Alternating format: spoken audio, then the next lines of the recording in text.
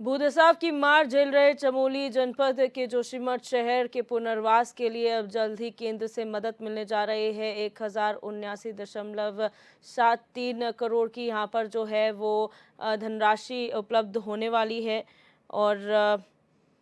केंद्रीय गृह मंत्रालय के आपदा प्रबंधन विभाग के निदेशक ने राज्य के आपदा प्रबंधन सचिव को पत्र भेजकर ये जानकारी दी है। इस साल केंद्र से जोशीमठ के लिए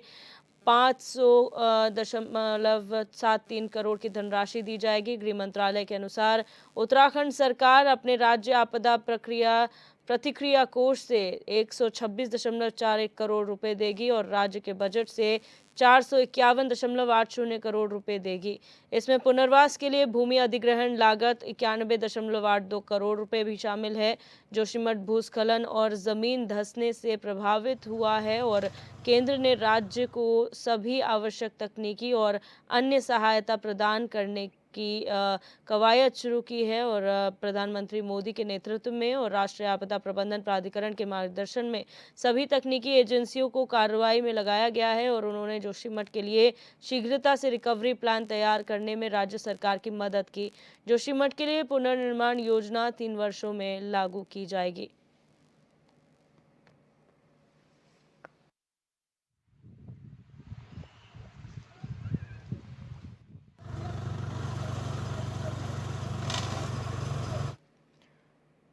और हमारे ब्यूरो चीफ रोहित विक्रम सिंह हमारे साथ लाइव जुड़ चुके इसी खबर पर। रोहित, जानकारी चाहेंगे, जोशीमठ जो भूदसाव से ग्रसित है, जहां पर पुनर्निर्माण करना है, उसके लिए अब केंद्र के द्वारा क्या मदद दी जानी है, क्या जानकारी मिली है आपदा प्रबंधन विभाग से, मंत्रालय के? ये देखिए दिव्या,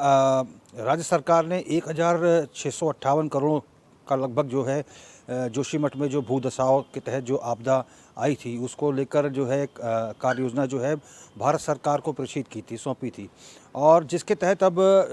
केंद्रीय गृह मंत्रालय ने जो 1079 करोड़ रुपए और 96 लाख इसके लिए स्वीकृत कर दिए हैं। पहली किस्त में 500 करोड़ 73 लाख की व्यवस्था की गई है और इसके साथ ही त्रिवर्षीय योजना के तहत दूसरी किस्त और तीसरी किस्त आवंटित की जाएगी। इसकी जानकारी जो है जो भारत सरकार के केंद्रीय गृह मंत्रालय के अधीन जो आपदा प्रबंधन प्रभाग जो है उसके निदेशक ने यहाँ के उत्तराखंड के जो आपदा सचिव रंजीत कुमार सिन्हा है उनको पत्र भेजकर दी है।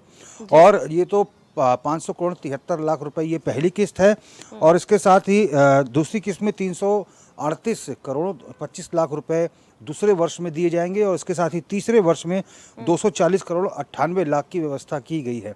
और चूंकि राज्य सरकार ने जो कार्य योजना बना के भारत सरकार को दी थी वो 1658 करोड़ की थी, जिसके सापेक्ष अगर हम बजट की बात करें तो राज्य सरकार ने अपने बजट में से 91 करोड़ रुपए जो है आपदा प्रभावित क्षेत्रों के लिए स्वीकृत किए हैं और इसके साथ ही 126 करोड़ रुपए जो है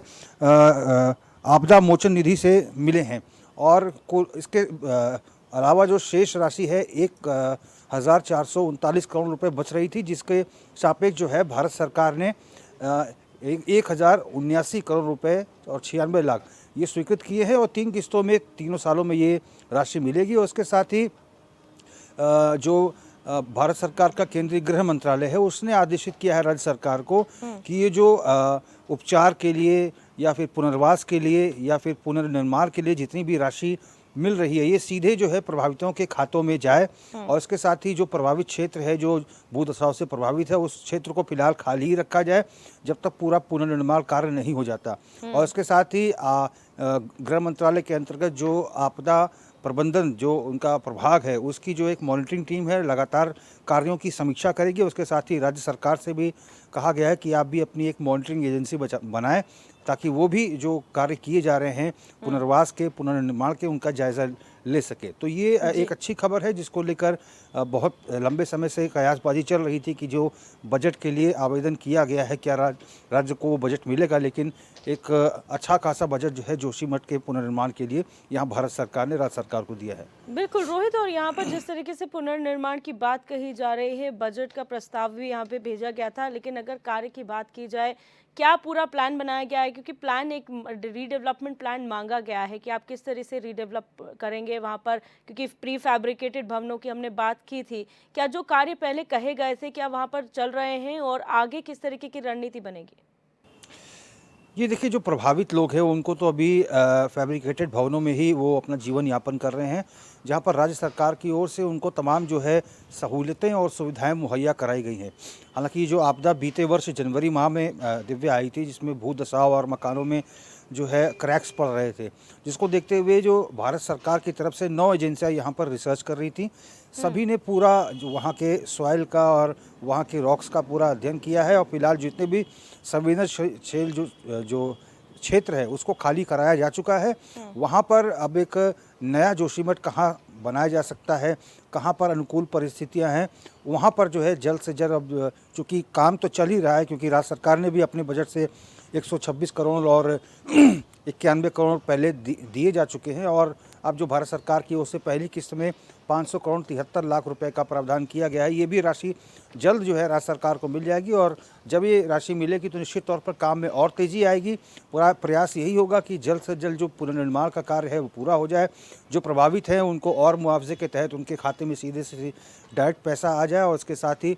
प्रयास यही होगा जैसे जैसे जो है निर्माण का कार्य प्रारंभ होगा तो लोगों को जो है उचित मुआवजे के हिसाब से, जिनकी दुकानें नष्ट हुई हैं, जिनके अपने आवास नष्ट हुए हैं, उनको उचित मुआवजे के साथ वो लैंड भी उपलब्ध करा दी जाएगी जहां पर वो अपना आवास बनाना चाहते हैं। अच्छा रोहित, एक चीज़ और यहाँ पर, क्योंकि रीडेवलपमेंट प्लान की जब हम बात करते हैं तो उन पूरी साइंटिफिक रिपोर्ट्स जो यहाँ पर आई हैं, जो 8 संस्थाएं जिन्होंने पूरा रिसर्च सर्वे किया, कहाँ पर क्या समस्या है, आने वाले समय में क्या दिक्कतें आ सकती हैं, क्या उन रिपोर्ट्स का अध्ययन किया जाएगा? क्योंकि अब बहुत ज़रूरी हो गया, आप कोई भी प्लान बनाएंगे तो उन सारी रिपोर्ट्स को ध्यान रखना बहुत ज़रूरी है ताकि आगे ऐसा कुछ ना हो। और क्या जो लोग हैं वहाँ पर, क्या उनको भी कॉन्फिडेंस में लिया जाएगा डेवलपमेंट प्लान बनाते समय?